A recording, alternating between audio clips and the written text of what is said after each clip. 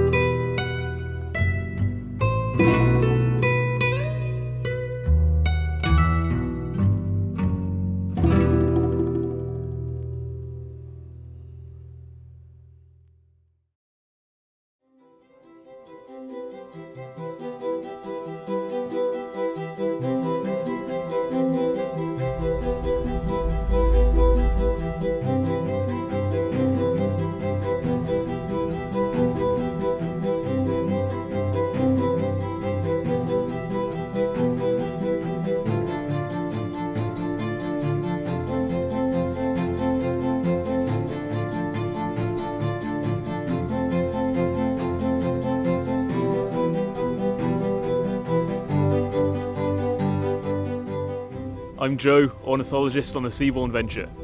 We're in Paracas this morning, going out on a local boat trip to the Islas Ballestas. This seabird colony has an amazing number of seabirds. The cold waters of the Humboldt Current coming up from Antarctica, laden with nutrients, provide an amazing feeding resource. The seas here are full of anchovies and sardines, great food for these seabirds. We're seeing Peruvian pelicans, Peruvian boobies, Guanay cormorants and even Humboldt penguins. An amazing spectacle, the bird life here is phenomenal.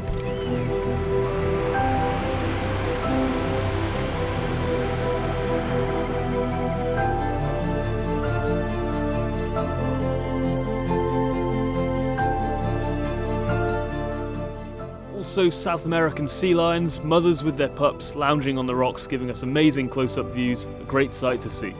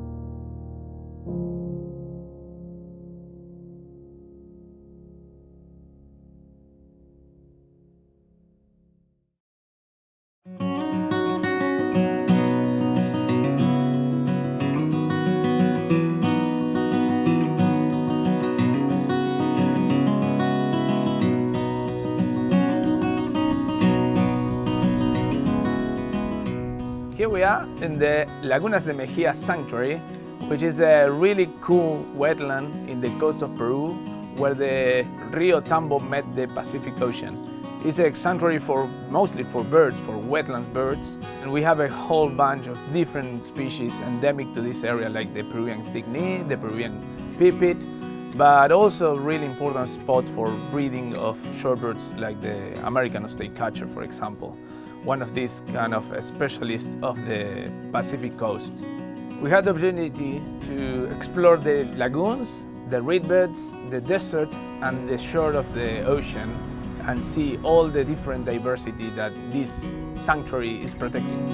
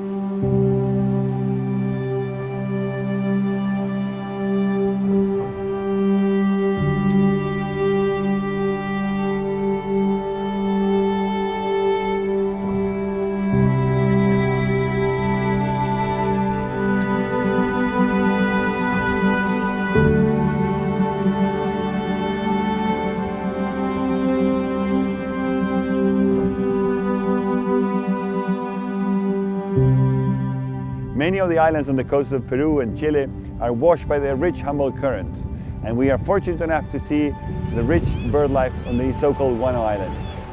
We had South American sea lions, South American fur seals, Peruvian pelicans, Humboldt penguins, Peruvian boobies, Inca terns, you name it, all the birds of the Humboldt Current were present today.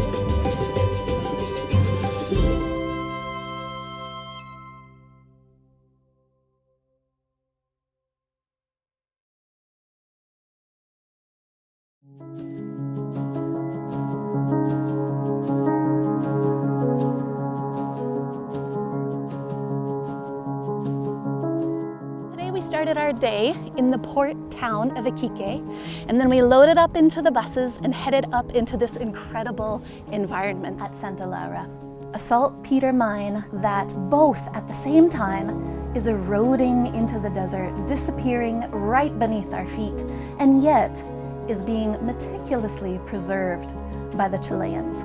This is a piece of their heritage that they can never recover once gone. And so the Chileans have put in infrastructure, preservation, money, time, sweat, and blood to hold on to this piece of their deep heritage. And so as we wander through this area with the industry that has come and gone, what is left are the stories of the people who lived and worked here. Some of those stories are ghost stories, and they're stories of families who lived and died here.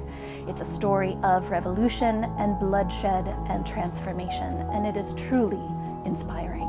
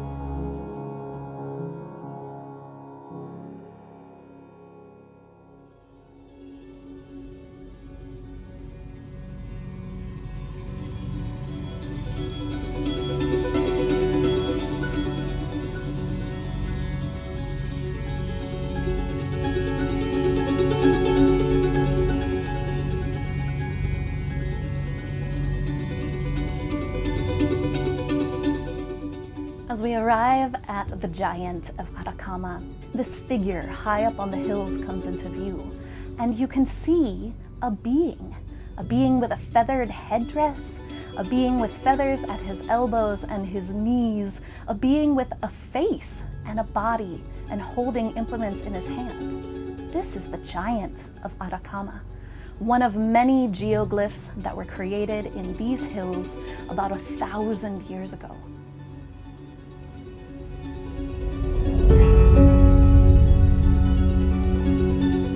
might not know who made them or why, but all of us from every culture around the world have a similar tradition, and that's because it's a global human tradition to etch ourselves into the land in some way, shape, or form that has meaning. Here, this amazing image etched into the land, however many years ago, will stretch into the future if we preserve it now.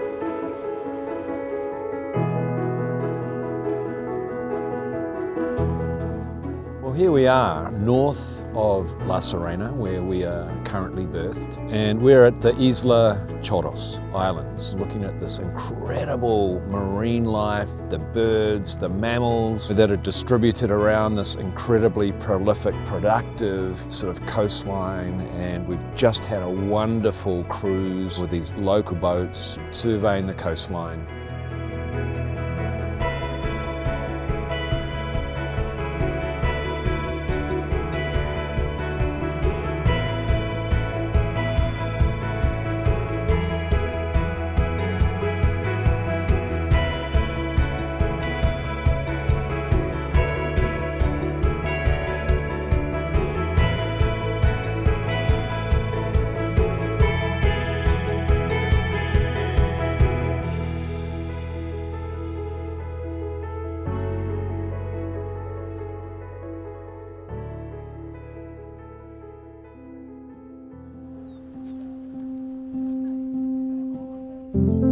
Now we're at this Isla Damas, and it's a place where you can wander around and look at the vegetation and look at the landscape in more detail. And we are here at a remarkable point in time where they've had a little bit of recent rainfall and everything is flowering. So all around us is this incredible profusion of flowers, different colours, yellow, white, purple, different shades of purple. Even the cactus are flowering.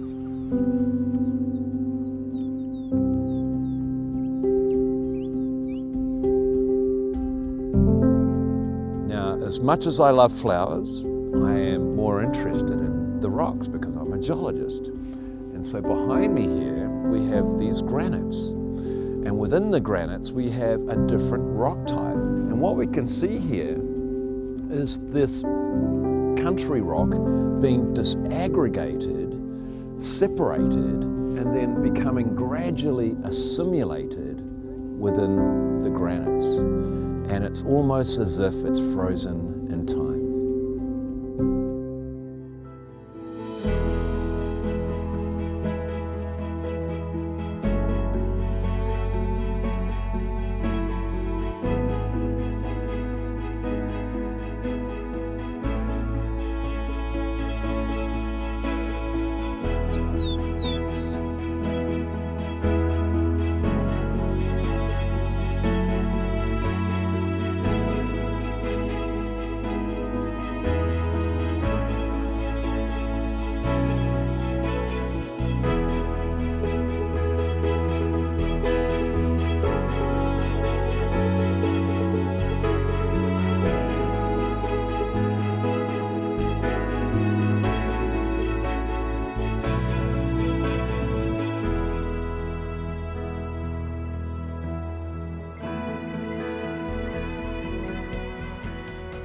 On behalf of the entire expedition team, we trust that you have enjoyed your time exploring with us.